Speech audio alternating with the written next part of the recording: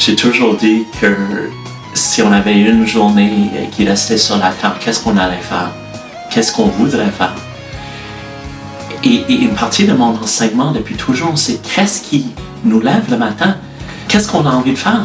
Pourquoi on existe? Qu'est-ce qu'on fait là? Et pour moi, c'est toujours aussi fort et ça brûle en dedans de moi avec énormément de passion, c'est de créer. Que ce soit une musique, un texte, une vidéo, un atelier, c'est ça qui me garde en vie, c'est de créer. Pour moi, c'est indispensable de m'exprimer et ça me remplit d'une chaleur, d'un sens de satisfaction, d'accomplissement. Il n'y a rien qui compare à ça, il n'y a rien du tout qui se compare.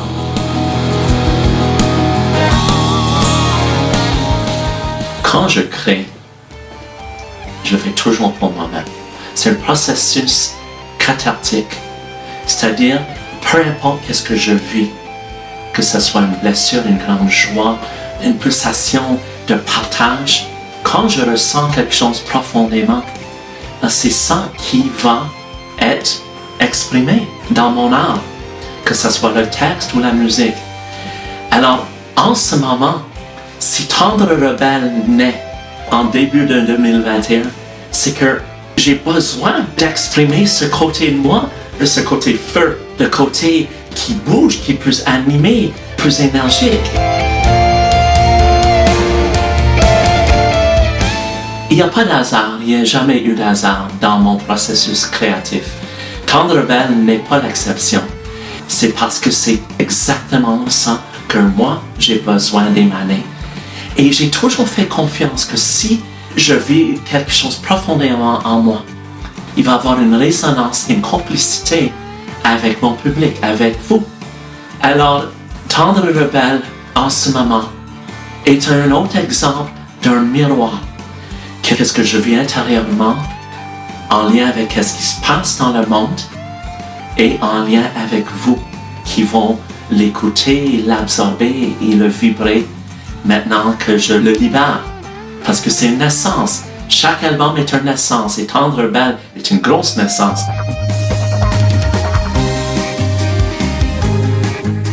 Je sens vraiment une pulsation forte, une urgence à amener le monde dans le mouvement. J'ai travaillé beaucoup pour la méditation, pour l'intériorité, pour tout ce qui est le travail de soi. Et en même temps, sans le mouvement, sans le troisième aspect de la Trinité, l'action, le mouvement, il n'y a rien qui bouge. Et collectivement, en ce moment, je sens tellement ce besoin qu'on se bouge, qu'on avance, qu'on ne reste pas inerte, qu'on ne reste pas sur nos anciens repères, alors comme on le dit souvent, qu'on lève notre taux vibratoire collectivement. Il n'y a jamais eu un moment dans l'histoire comme celle-ci. Et ces musiques ont été créées à mesure pour nous aider à bouger, pour s'activer et pour réclamer notre destin ultime qui est notre humanité dans sa plus belle forme.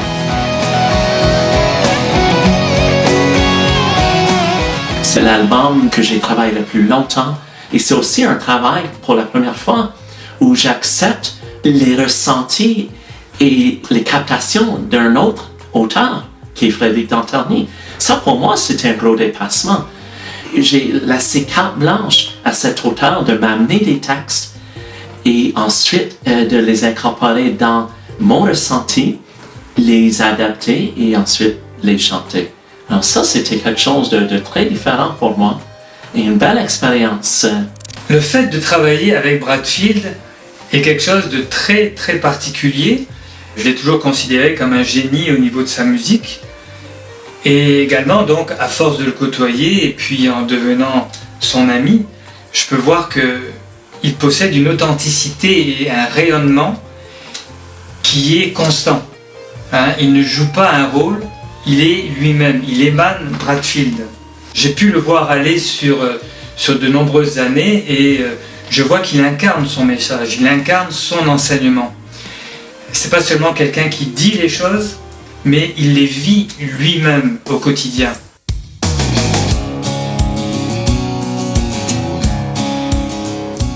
C'est curieux comment une collaboration va faire émerger des aspects de nous qui ont besoin encore d'être améliorés.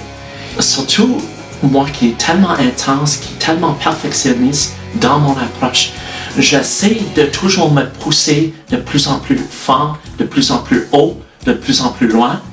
Et évidemment, je tiens les autres alentour de moi, dans mon orbite, à ce même standard.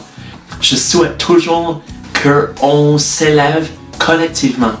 Et les Tendres Rebelles sont là pour montrer une autre façon de faire les choses. Ça ne veut pas dire que c'est la façon qui convient à tous, mais c'est une manière différente de voir le monde, la vie, de ressentir et vivre les choses.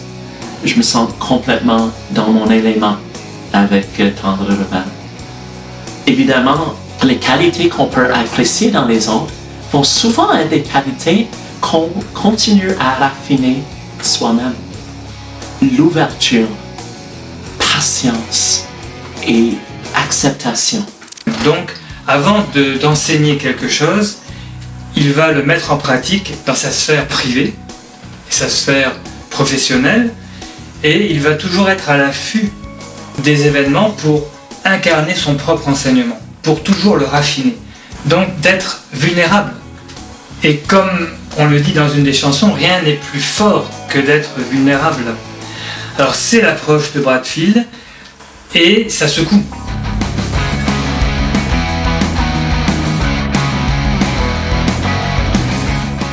Au niveau des textes de Tendres Rebelles, il n'y a aucun doute du tout que sans la participation de Frédéric Lanterne, ce projet-là, il n'y aurait pas l'allure qu'il a actuellement.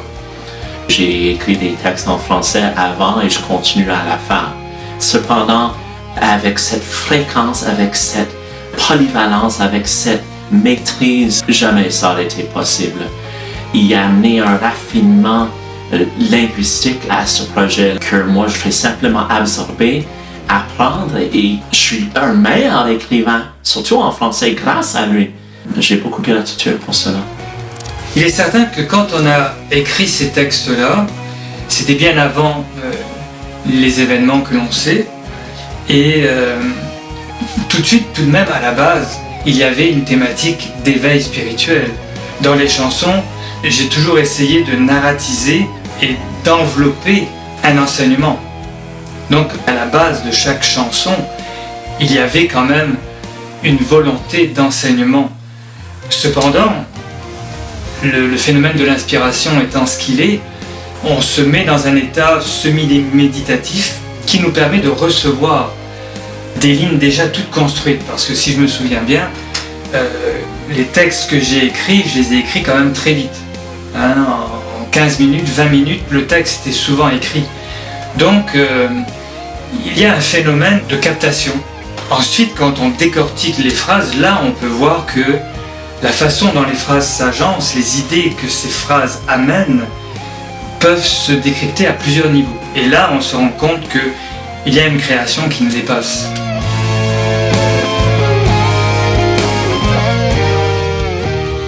On dirait que certaines parties de texte n'est pas destinée à notre mental, elle est destinée à notre cœur et à notre âme. Voilà les différents niveaux d'interprétation. Alors moi j'amène des parties de texte qui vont être claires pour le mental de celui qui va écouter, et Brad arrive avec des parties bradfieldiennes, et c'est notre âme qui vont décoder ces parties-là, ce qui va faire en sorte d'enrichir la chanson au final. Et lui capte ça, parce qu'il a une vision plus axée sur le ressenti, alors que moi, je suis plus côté yang, et la complémentarité des deux a créé justement des textes magnifiques, qui m'ont vraiment moi-même surpris, et que l'on peut lire et relire. On peut les chanter, mais on peut les relire comme des poésies, comme des mantras, comme des textes initiatiques, et pratiquement alchimistes. Et comme le tout est enrobé dans des musiques pop et rock, la dichotomie des deux, le heurt des deux, le choc des deux, va créer des changements profonds, j'en suis persuadé, chez les gens qui vont écouter ces chansons et se les approprier, les chanter, et ils vont en être transformés.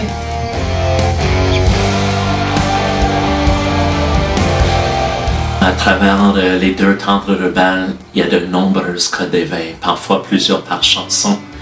C'est des codes d'éveil que nous avons écrits, parfois intentionnellement, parfois complètement en canal. Il y a un parmi ces codes d'éveil qui, pour moi, se démarque, et ça se retrouve dans la chanson Baptême. Le code, c'est « Mon âme, je t'aime. Tu es ma lumière dans chaque dilemme.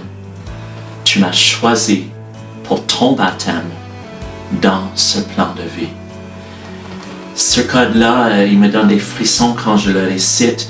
C'est un code qui ouvre la communication avec l'âme.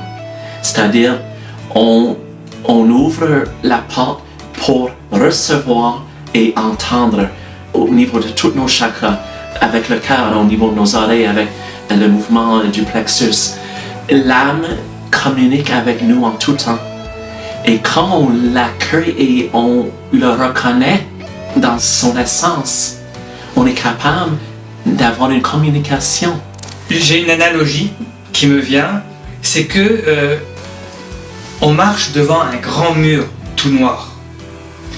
Ce mur est composé de notre ego, de nos programmations, de nos blessures, de nos croyances. Et sur ce mur, quand on regarde bien, il y a des fenêtres et des portes qui sont fermées. Un code d'éveil, c'est une clé. On s'approche du mur, on s'approche de la porte et on entre la clé dans la serrure. On tourne et on ouvre la porte. C'est ça le code d'éveil, c'est ce qui nous permet d'ouvrir ce mur et de voir ce qui apparaît derrière. Et derrière, c'est notre âme. Derrière, c'est l'éveil. C'est ça un code d'éveil, ça nous permet d'ouvrir les portes et les fenêtres qui nous séparent de notre être immortel, de notre âme.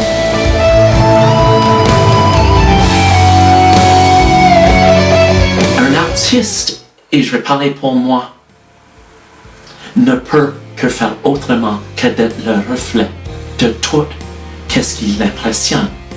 Je l'ai toujours dit, qu'est-ce qui va faire une grande impression profonde sur moi? C'est ça que je vais écrire, c'est ça que je vais capter, c'est ça que je vais émaner.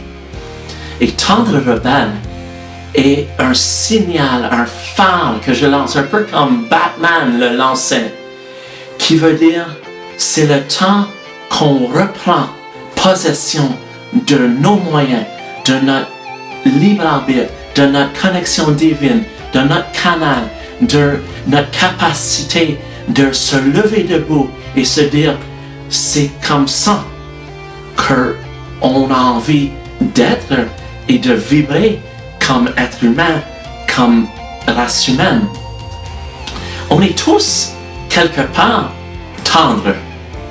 C'est à voir si on est prêt à devenir rebelle, c'est-à-dire de s'assumer dans notre vérité, de s'assumer dans nos différences et de briller tellement fort qu'on réveille et on aide à réveiller ceux qui dorment encore pour que notre race humaine se perpétue, pour qu'on puisse aller vers notre destin d'origine qui est l'illumination sur tous les plans possibles.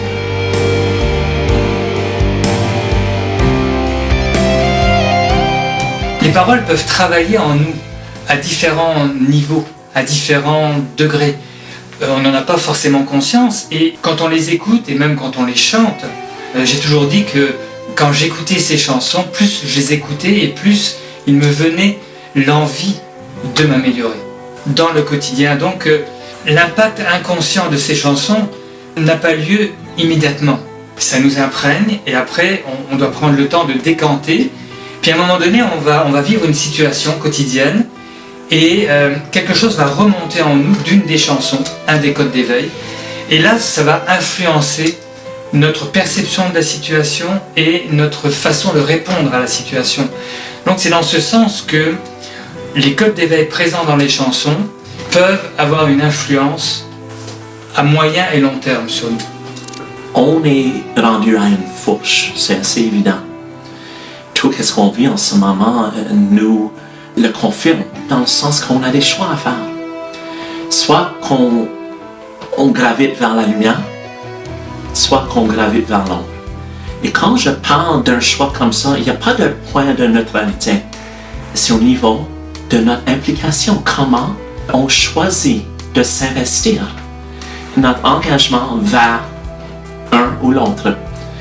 On va dire de connecter les consciences.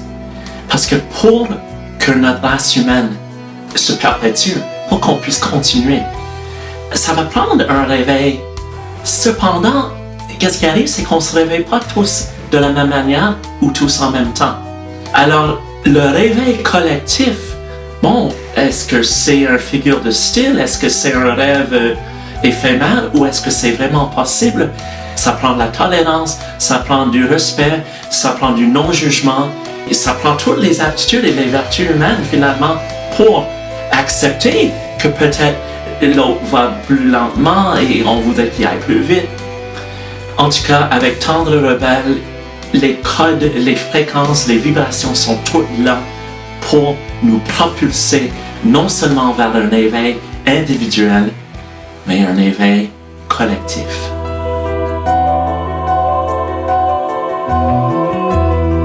Chaque chanson a un impact au niveau de la vibration. Dans certaines d'entre elles, on sent l'énergie de l'action. Dans d'autres, on sent comme un petit velours, comme une tendresse, comme une chaleur. Dans d'autres encore, on se sent réconforté. Donc, ce sont des musiques qui éveillent des sentiments et des émotions, et chacune d'elles est unique dans son arrangement, dans son maillage énergétique. Tendre Rebelle, on sent par exemple une certaine volonté d'agir dans la matière maintenant. Dans Vulnérable, c'est différent. La mélodie, les accords nous mettent à nu, ce qui correspond très bien avec la thématique des textes. Et le temps est venu d'agir pour chacun d'entre nous.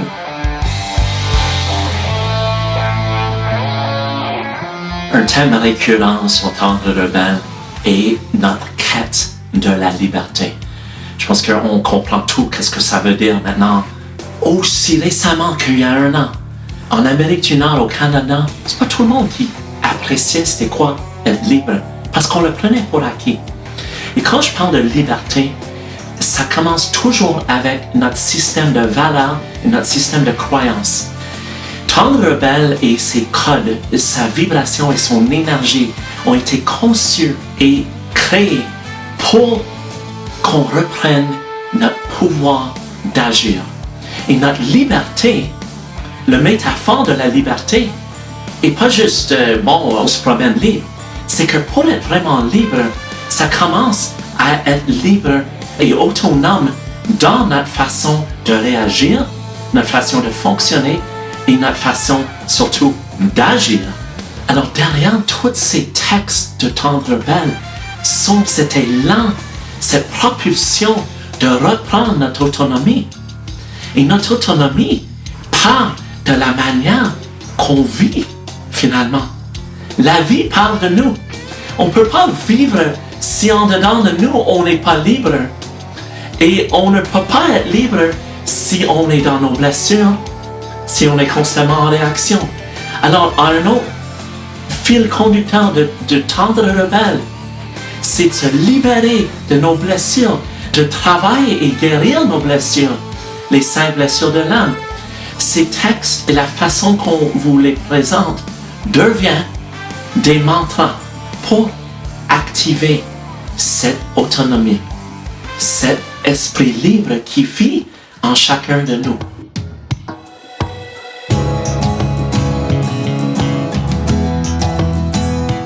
On arrive à un moment dans notre vie où on a besoin de faire la mise à point. Tendre Rebelle est une mise à point de nos corps éthériques, énergiques, rien de moins que ça. Et cette mise à point, tout comme quand on amène la voiture au garage et il regarde l'état surtout du moteur, du mécanique, C'est ça qu'on est en train de faire avec Plan Rebelle. On est en train de regarder notre mécanique intérieure, de faire ce mise à point et dire, OK, voilà des points de repère, des outils, des marches à suivre pour mettre notre moteur dans le meilleur état possible de fonctionnement pour qu'on puisse avancer. En 2021, plus que jamais, notre moteur intérieur, notre moteur énergique, notre moteur de recherche a besoin d'être en alignement pour qu'on puisse travailler le discernement. Qu'est-ce qui est réel? Qu'est-ce qui n'est pas réel? Et on le voit quotidiennement. On vit dans un monde maintenant de demi-vérité et de mensonges. Comment est-ce qu'on va faire pour décortiquer tout ça?